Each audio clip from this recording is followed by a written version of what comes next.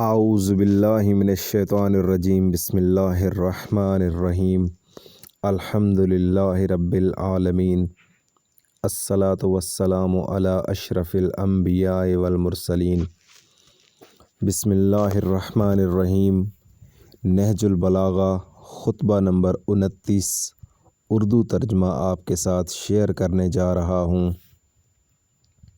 جب تحکیم کے بعد معاویہ کے سپاہی ضحاک بن قیس نے حجاج کے قافلہ پر حملہ کر دیا اور حضرت کو اس کی خبر دی گئی تو آپ نے یعنی مولا علی نے لوگوں کو جہاد پر آمادہ کرنے کے لیے یہ خطبہ ارشاد فرمایا: اے وہ لوگو جن کے جسم ایک جگہ پر ہیں اور خواہشات الگ الگ ہیں، تمہارا کلام تو سخت ترین پتھر کو بھی نرم کر سکتا ہے، لیکن تمہارے حرکات دشمنوں کو بھی تمہارے بارے میں پر امید بنا دیتے ہیں۔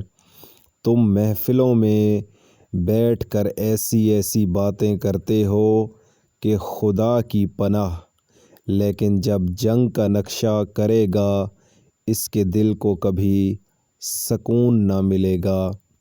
تمہارے پاس صرف بہانے ہیں اور غلط سلط حوالے، اور پھر مجھ سے تاخیر جنگ کی فرمائش، جیسے کوئی نادہندہ قرض کو ٹالنا چاہتا ہے۔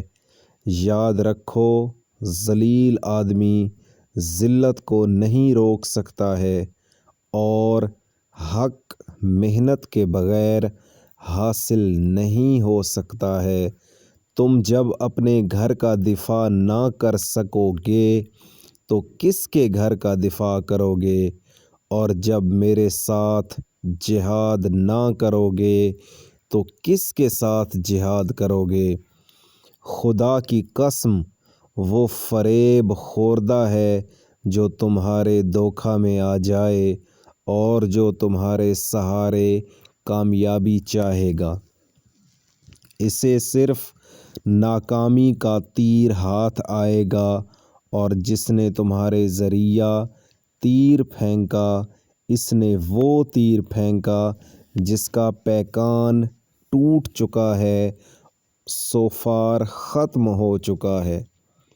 خدا کی قسم میں ان حالات میں نہ تمہارے قول کی تصدیق کر سکتا ہوں اور نہ تمہاری نصرت کی امید رکھتا ہوں، اور نہ تمہارے ذریعہ کسی دشمن کو تہدید کر سکتا ہوں۔